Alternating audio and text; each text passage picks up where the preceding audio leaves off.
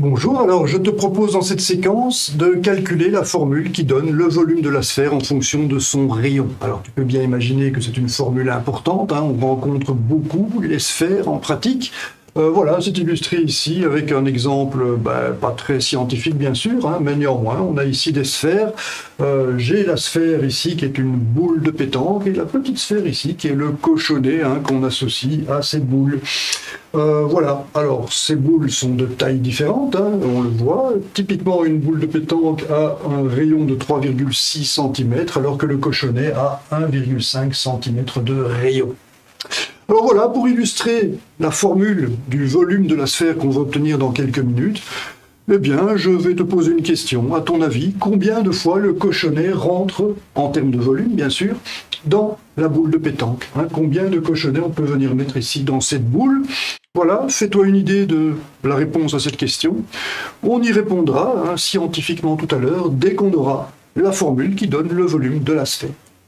Alors voilà, en attendant de répondre à cette question, calculons la formule qui va nous donner le volume de la sphère connaissant son rayon. Comment est-ce qu'on ferait bien ça?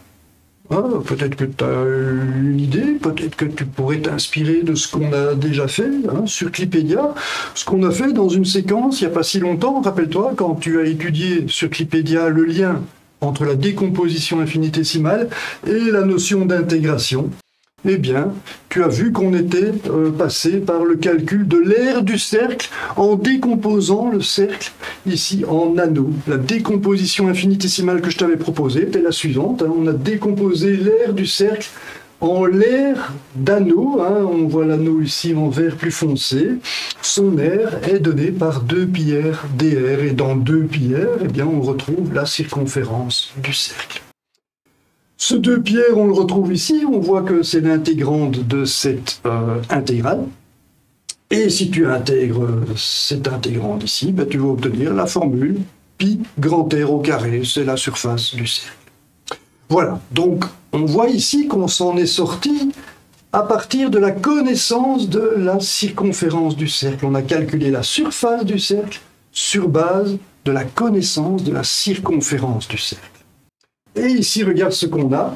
On cherche le volume de la sphère sur base de, oui, tu l'as deviné, on va calculer le volume de la sphère sur base de la connaissance de la surface de la sphère. On est dans une situation tout à fait analogue.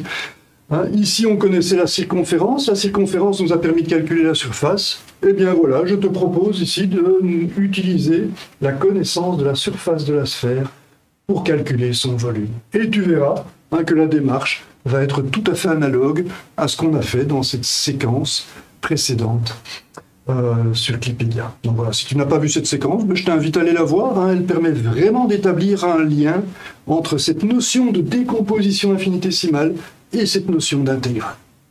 Voilà, alors allons-y ici. Si je veux me laisser inspirer par ça, qu'est-ce que je vais faire? Eh bien, je vais décomposer le volume de la sphère ici en coquille sphérique. Effectivement, voilà le volume de la sphère que je représente ici en coupe avec un plan diamétral, tu l'as compris, voilà le rayon de la sphère qui apparaît ici, grand R. Voilà, et donc tout ce volume ici, sphérique, eh bien je te propose de le décomposer en coquilles sphériques définies par les sphères ici. Ces cercles représentent bien des sphères, tu dois tout imaginer à 3 dimensions, c'est un peu plus compliqué que le cercle qui était bien plan ici. Maintenant, tu dois t'imaginer que ces cercles ici ne sont que des coupes de sphères de rayons, à chaque fois différents, bien entendu. Voilà, alors ces coquilles sphériques ont une certaine épaisseur que je vais appeler dr. Voilà R ici qui sera ma variable d'intégration, tu l'as déjà compris. Ça, c'est la variable avec laquelle je vais décrire ma décomposition infinitésimale. Je vais passer de valeur de R en valeur de R ici, chaque fois en faisant des petits sauts de dr. Rappelle-toi, dr est un infinitésimal, c'est une grandeur arbitrairement petite, arbitrairement proche de 0. Voilà, alors on aura bien sûr besoin du volume. Le volume de cette coquille sphérique sera ce qu'on appelle l'élément de la décomposition infinitésimale. Je cherche à calculer le volume, eh bien je décompose ce volume en petit élément infinitésimal ici de volume. Le volume de cette coquille, je vais en avoir besoin forcément, puisque c'est en sommant tous les volumes de toutes les coquilles qui apparaissent dans cette décomposition que je vais obtenir le volume complet de la sphère. Alors voilà, pour ça je vais me laisser inspirer par ce qu'on a fait pour le cercle. Regarde ici pour le cercle, j'avais cette décomposition en anneaux. Chaque anneau avait une surface qui était donnée par le rayon qui est ici, tu le vois, hein, c'était donné par R ici, multiplié par 2pi, 2πr dr. Et rappelle-toi, comment est-ce qu'on peut justifier ceci? Eh bien, tout simplement parce que le 2πr ici, c'est la circonférence du cercle, et si je déplie cet anneau, je vais bien obtenir un rectangle de longueur 2πr et de hauteur dr.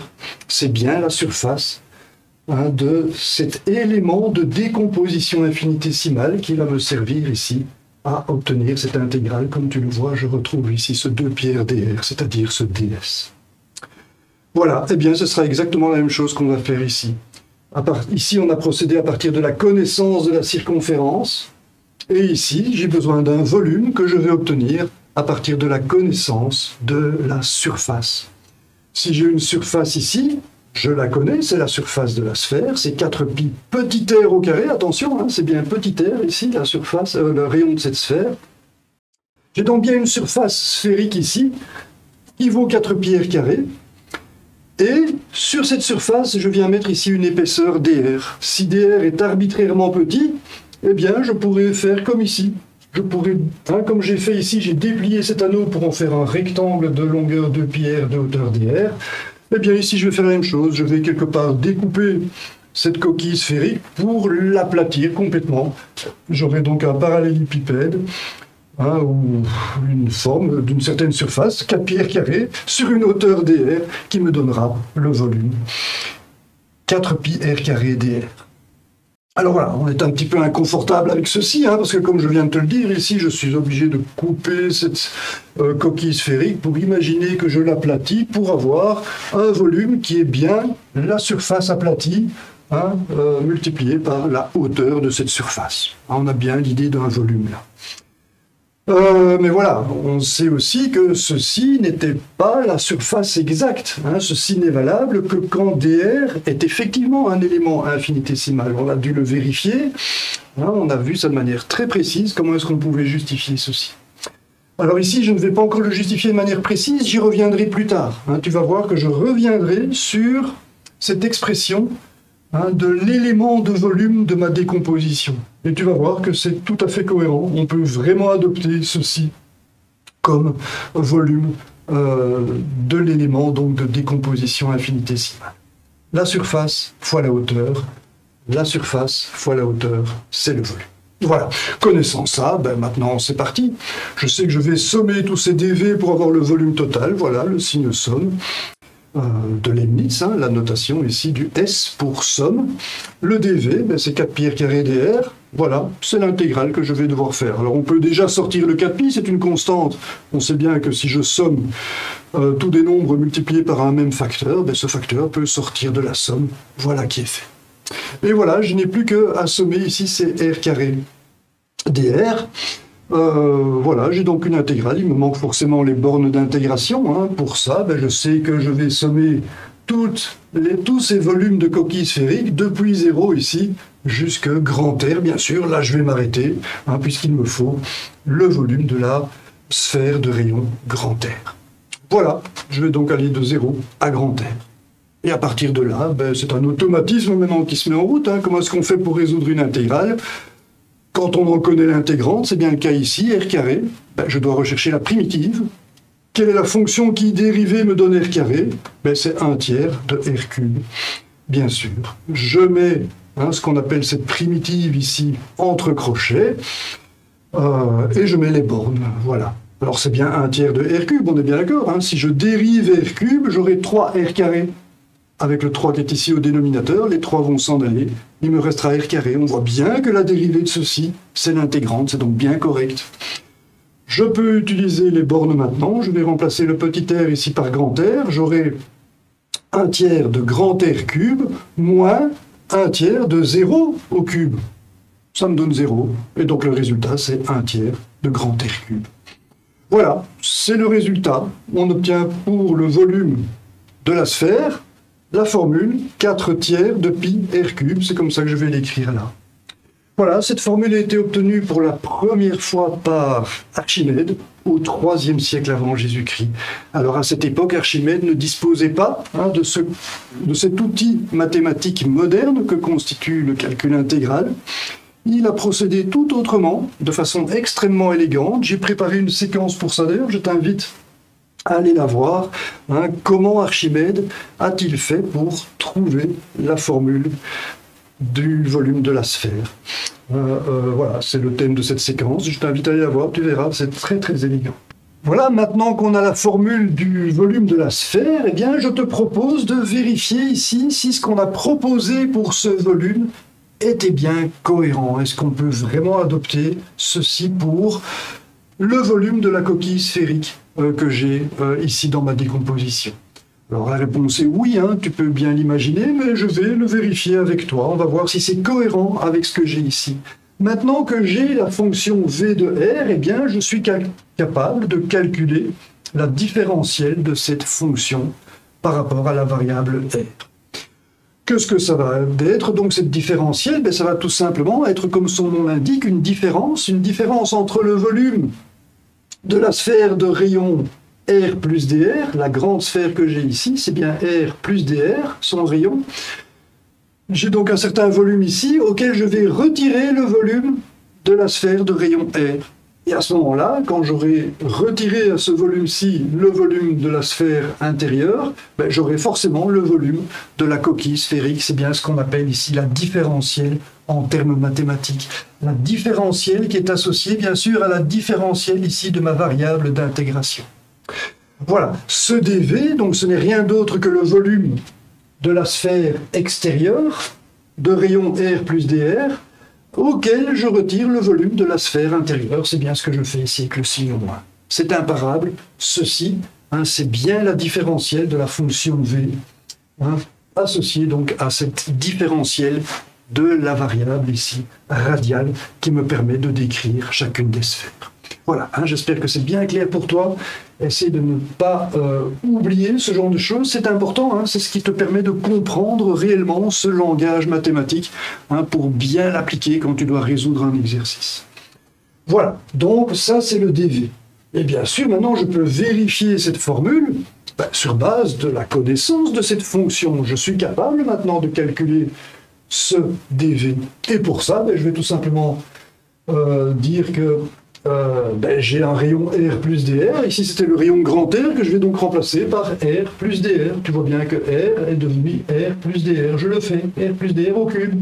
J'applique bien la formule. 4 tiers de pi, le rayon au cube. Moins la même chose ici pour le rayon R. Voilà, ça c'est moins 4 tiers de pi r cube. Voilà, j'ai un cube ici. Un binôme au cube. Comment est-ce qu'on fait? Voilà, mais d'abord tu vois que je vais mettre en évidence ici le 4 tiers de pi, je le retrouve bien là et là, voilà, comme ceci, c'est clair, là j'ai bien un binôme au cube ici, alors, on sait que c'est le cube du premier terme, plus 3 fois le carré du premier avec le second, tu le vois bien ici, plus 3 fois le premier avec le carré du second, voilà, plus le cube du dernier, du deuxième ici, terme du binôme. Moins r cube, ne l'oublions pas, moins r cube ici, ce qui va bien sûr se simplifier avec le r cube qui est là, voilà, je le simplifie tout de suite. Et ici, qu'est-ce que je vois? Je vois que j'ai quelque chose qui ne correspond pas à ça. Effectivement, je vois ici 4 pi r carré dr, que je vais retrouver, bien sûr, le 3 avec le 3 ici peuvent se simplifier, j'ai bien 4 pi r carré dr, mais je vois des termes en plus. Alors pour voir ce qu'on peut faire de ces termes en plus, peut-être que tu as déjà entrevu, tu vois bien qu'ils apparaissent ici avec des puissances supérieures, rappelle-toi, on peut supprimer ces puissances supérieures dès qu'on les voit. Mais voilà, on va le justifier proprement ici, pourquoi on peut les supprimer. Pour ça, je vais tout simplement mettre dr, tu vois qu'il y a un facteur dr commun dans ces 3 termes, je vais le mettre en évidence. Il me restera donc un 3r carré, un 3r dr, et ici un dr au carré. Tu es bien d'accord avec moi? Et là, qu'est-ce que je vois? Je vois que une grandeur infinitésimale, arbitrairement petite, ici aussi, puisque elle est au carré en plus, hein, donc elle est vraiment très petite celle-ci, et comparer une grandeur qui n'a absolument rien d'infinitésimal, c'est le rayon, voilà, qui est quelconque ici. Ben, il est clair que dr étant un nombre arbitrairement petit, ben, je peux forcément le négliger par rapport à ceci, de même que celui-ci. C'est évident que je peux laisser tomber ces termes. Voilà, et donc je vais donc laisser tomber ces termes de puissance supérieure à 1. Je ne garde que la puissance 1, et qu'est-ce que j'obtiens? J'obtiens 4 tiers de pi fois 3r carré, c'est bien le 4 pi r carré que j'ai ici, qui multiplie dr comme ici. C'est donc bien ça l'expression de la différentielle du volume, c'est bien correct, je pouvais bien utiliser ceci que j'avais obtenu, rappelle-toi, hein, juste sur base de l'intuition. J'ai une surface sur laquelle j'ai une certaine épaisseur, et bien je sais que quand j'ai une surface avec une certaine épaisseur, quand tout est plan, il me suffit de prendre cette surface et de multiplier par l'épaisseur pour en avoir le volume. J'ai pu faire la même chose ici, sur une sphère, ben, tout simplement parce que dr est un nombre arbitrairement petit, que aux puissances supérieures ici, hein, qui en réalité, si dr n'était pas infiniment petit, devrait être prise en compte. Ceci peut être laissé tomber parce que dr est une grandeur infinitésimale. J'espère que tu comprends bien ça, c'est vraiment important. Voilà, tout ça pour dire qu'on a bien justifié ceci, c'est tout à fait cohérent avec le résultat qu'on a obtenu. C'était important à bien vérifier. Je simplifie encore le 3 pour bien obtenir 4 pi r carré dr, c'est bien le résultat qu'on a. Voilà, maintenant qu'on a fait ça, ben je te propose de prendre un petit peu de recul et de comparer ce qu'on avait fait pour le cercle ici à ce qu'on a fait pour la sphère. Alors voilà, ici j'obtiens l'élément de volume, 4 pi r carré dr, la surface, fois l'épaisseur dr, ça donne le volume. Ici on avait tout simplement la circonférence, hein, fois la largeur de l'anneau, eh bien ça nous donnait la surface ds. C'est tout à fait analogue. Qu'est-ce qu'on voit d'autre ici? Ben, on voit que ds est donné par 2 pi r dr, et donc on voit que ds sur dr divisé par dr, ça me donne 2 pi r. On voit que la surface du cercle dérivée par rapport au rayon du cercle ben, donne la circonférence du cercle. C'est ce qui est écrit ici. Si je fais le rapport des deux, je mets le dr là, j'obtiens ceci. Je vois que j'ai 2 pi r, c'est la circonférence. Et c'est forcément cohérent d'un point de vue mathématique, puisqu'on sait que la surface de ce cercle de rayon petit r, c'est pi r carré. Si je dérive ceci, je trouve bien 2 pi r. 2 pi r comme ceci. D'accord? Et la situation est tout à fait analogue ici. Regarde, j'ai un volume infinitésimal qui est 4 pi r carré dr, qui me permet d'obtenir la dérivée du volume par rapport au rayon r, et j'obtiens 4 pi r carré. C'est logique, hein, c'est bien la surface fois dr ici qui me donne ce volume. Si je divise par dr, ben je retrouve bien la surface. Donc voilà, tu peux retenir que ben, la dérivée du volume d'une sphère par rapport à son rayon va te donner la surface de cette sphère. C'est aussi simple que ça. La dérivée de la surface du cercle par rapport à son rayon va te donner la circonférence du cercle. Ce sont des petites choses qui sont pas mal à retenir, hein, pour avoir de l'aisance dans ce domaine, hein, dans le domaine de, qu'est-ce que je dirais, du calcul intégral, de la décomposition infinitésimale. C'est pas mal d'avoir ce genre de choses à l'esprit. On peut aussi dire ici que la circonférence du cercle, quelque part, eh bien, c'est le taux de croissance de la surface du cercle quand le rayon augmente. Pour un dr donné, la surface augmente de 2 pi r dr. Donc par unité de longueur, le taux de croissance, eh bien, c'est 2 pi r, c'est la circonférence. Même chose pour la sphère, le volume augmente avec un taux de croissance qui est donné par la surface de la sphère. Voilà, hein, ces petites réflexions, elles sont pas mal, essaye de les mûrir, elles pourraient être utiles lorsque tu appliques le principe de la décomposition infinitésimale pour faire ce type de calcul intégral. Voilà, on va revenir à notre petit problème maintenant. Maintenant qu'on a la formule qui donne le volume de la sphère, eh bien, on peut y aller. Hein. Je t'avais demandé combien de fois le cochonnet rentre dans la boule de pétanque. Ben, on peut y répondre maintenant. Hein. Je peux calculer ces volumes sans problème. Je remplace R par 3,6 Pour la boule de pétanque, 3,6 au cube, tu prends ta calculatrice, tu calcules tout ça. Si tu admets que pi vaut 3,14, eh bien c'est le calcul à faire qui va te donner, pour le cochonnet ici, la même chose avec un 1,5 au cube plutôt que 3,6 au cube. Ta calculette va donc te donner à peu près 195-195 cm3, alors que pour le cochonnet, tu vas obtenir 14 petits centimètres cubes. C'est vachement différent. Si tu fais le rapport des deux, comme je te proposais, c'était la question que j'avais, combien de fois le cochonnet va rentrer dans la boule de pétanque? Eh bien, pour ça, tu fais 195, 195, divisé par 14, eh bien, ça te donne à peu près 14, tout simplement. Et tu remarqueras que j'ai mis ici R cube sur petit r cube. Effectivement, si tu fais le rapport des deux volumes pour le rayon de la boule de pétanque et ensuite pour le rayon du cochonnet, le 4 tiers de pi va être un facteur commun dans cette division et tu auras juste r cube sur petit r cube et tu trouves 14. Voilà. 14, le cochonnet peut rentrer 14 fois dans la boule de pétanque. C'est un peu surprenant, c'est beaucoup. Je ne sais pas si c'est le chiffre que tu avais, si c'est le nombre que tu avais à l'esprit. Mais voilà, les volumes laissent parfois des surprises. On le voit ici, hein, c'est un nombre qui est probablement plus grand que ce que tu imaginais. Alors voilà, à propos de surprise, ben voilà, je t'avais promis dans la vidéo précédente, je ne sais pas si tu l'as vu, mais voilà, de calculer le volume d'une boule de l'atomium. On va le faire, sachant qu'une boule de l'atomium fait un rayon de 9 mètres. J'utilise ma petite formule pour le calculer. 9 au cube, c'est 729. Et j'aurai donc ici à peu près 3000 mètres cubes. 3000 mètres cubes, ben c'est ce qui correspond à un bassin olympique qui fait 50 mètres de long, 25 mètres de large et 2,4 mètres de profondeur. C'est typique ici pour un bassin. Voilà, c'est toute l'eau que contient une piscine olympique. Ça peut paraître surprenant, hein. Quand on traite de volume, on est parfois surpris. Il y a des résultats qui peuvent parfois paraître contre-intuitifs. C'est tout l'intérêt, bien sûr, des formules telles que celle-là. Elles sont précieuses en pratique pour quantifier les choses, pour dimensionner les problèmes. Ici, en l'occurrence, les problèmes qui ont à voir avec des sphères. Voilà, c'est ici que se termine cette séquence. Je te remercie pour ton attention et te dis à très bientôt.